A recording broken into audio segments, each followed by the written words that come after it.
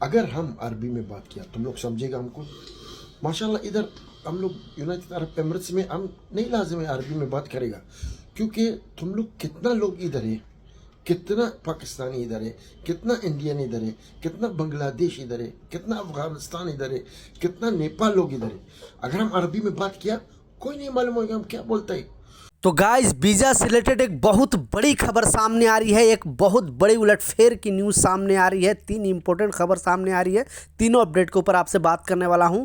2-3 minute का video है, last तक जरूर देखना ताकि आपको पूरी जानकारी मिले।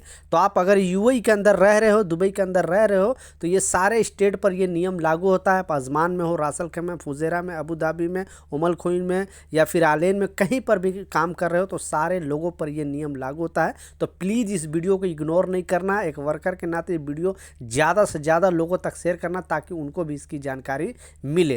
तो पहला जो अपडेट है वो पहले आपको बताता हूं, क्योंकि ये जो ड्रेस पहनने से रिलेटेड एक नया अपडेट सामने आ रही है और इसमें बताया जा रहा है कि यूएई के अंदर भी बहुत सारे लोग सोचते हैं कि शायद दुबई में फ्रॉडबाजी नहीं होती है, लेकिन गवर्नमेंट कोई भी फ्रॉड ज़्यादा होने से पहले गवर्नमेंट आपको अवेयर कर देती है, सावधान कर देती है। क्योंकि इस तरह के अरबी ड्रेस पहन के बहुत सारे लोग जो अरबी भाषा भी बोलते हैं और आपके कैंप वगैरह में आएंगे, आपसे कुछ डोनेटेशन मांगेंगे या फिर आपके आईडी कार्ड मांगेंगे, तो आपको पहले उनका आईडी कार्ड दिखाना है, यानी उसका आईडी कार्ड पूछना है कि आप कौन सा पोस्ट पे हो, क्या हो, ताकि आपको कुछ टेंशन ना हो। नहीं तो बहुत सारे लोग क्या करते हैं कि जस्ट वो अरबी बोलने लगते हैं और वो अरबी जैसा कपड़ा पहनते हो, आप सोचोगे कि ये शायद ये होगा, सीआईडी होगा या कोई गवर्नमेंट का लोग होगा। तो गवर्नमेंट का कहना है पहले आप उनसे उनका आईडी पूछो, उसके बाद ही आपसे जो भी पूछा जा रहा है, जो भी सवाल जवाब किया जा रहा है या जो डॉक्यूमेंट आपसे पूछा जा रहा है तभी दिखाओ। नहीं तो कोई भी आपसे इस तरह का आईडी मांग लेगा, उसका फ़ोटो खींच लेगा या वो आपका आईडी अपने पास रख लेगा, फिर उसे आपके साथ फ्रॉडबाजी कर सकता है।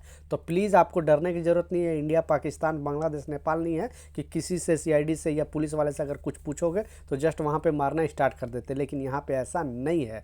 तो कोई भी अगर इस तरह का चीज़ करती है तो आप ये चीज़ बिल्कुल मतलब डरना नहीं है, ठीक है। तो इस रूल को लाजिम फॉलो करें और लोगों तक जरूर शेयर कर लें। जो लोग पुराने हैं उनको तो मालूम है, लेकिन जो लोग नए आते हैं उनको जानकारी नहीं होती है और प्रॉब्लम में फंस जाते हैं। दूसरा जो इम्पोर्टेंट अपडेट है, अगर आप यूएई के अंदर रह रहे हो, अगर कंपनी आपकी सैलरी नहीं दे रही है, इससे रिलेटेड अगर इस न्यूज़ सुनोगे तो आप भी हैरान रह जाओगे।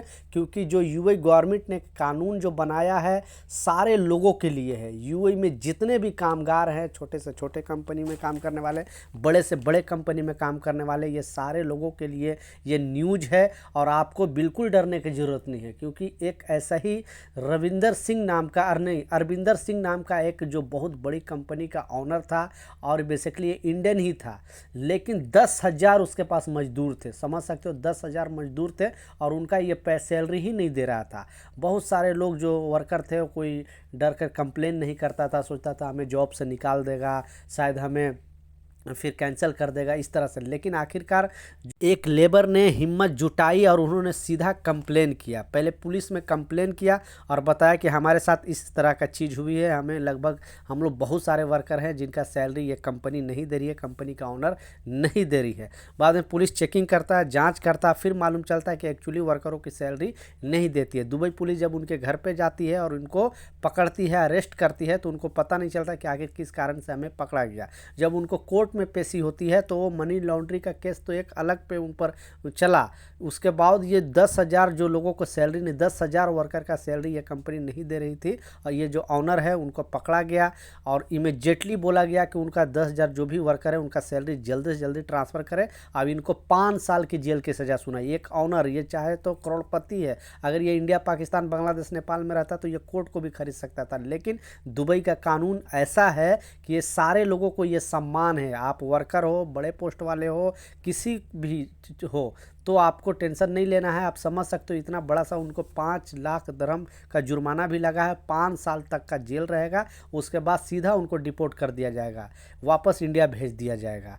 तो आप समझ सकते हो कोई भी कंपनी अगर आपको पैसे नहीं दे रही है तो टेंशन लेने की ज़रूरत नहीं है, लाजिम कंप्लेन करें। और गवर्नमेंट सारे लोगों के लिए ये चीज़ है, इसलिए आपसे ये वीडियो शेयर किया ताकि आप लोग डरे नहीं, कोई भी कंपनी आपको डराती है तो। दूसरा और लास्ट जो सबसे इम्पोर्टेंट अपडेट है, जो 5 साल के वीज़ा से रिलेटेड एक नया अपडेट है, क्योंकि बहुत सारे वर्कर भाई कंफ्यूज है। आपको मालूम है कि स्टार्टिंग में 3 साल का वर्क वीज़ा लगता था, फिर बाद में 2 साल का भी वर्क वीज़ा लगने लगा, फिर कोई बोल रहे कि क्या 5 साल का वीज़ा वर्क वीज़ा लग रहा है।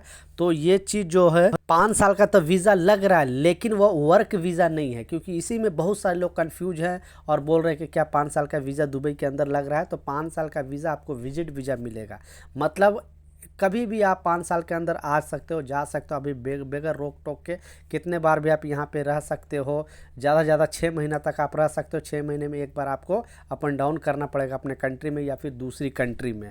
तो कहने का मतलब 5 साल तक आप यहाँ पे, लेकिन उस वीज़े पे काम नहीं कर सकते हो, सिर्फ घूम सकते हो, बिजनेस कर सकते हो, यहाँ पे रह सकते हो। तो अभी भी वर्क वीज़ा जो लग रहा है वो 2 ही साल का लग रहा है। तो बहुत सारे लोग कंफ्यूज थे और मुझे कमेंट भी कर रहे थे कि क्या 5 साल का दुबई का वीज़ा लग रहा है। तो बिल्कुल नहीं, वर्क वीज़ा 5 साल का नहीं लग रहा है, 2 साल का लग रहा है। हाँ, विजिट वीज़ा 5 साल का लग रहा है। तो ये कुछ अपडेट था, ये कुछ जानकारी था, कुछ सवाल है, कुछ कन्फ्यूजन नीचे कमेंट सेक्शन में ज़रूर पूछे, मैं ज़रूर आपको रिप्लाई करूँगा। मिलता हूँ नए अपडेट के साथ, नई जानकारी के साथ। जब तक जय हिंद।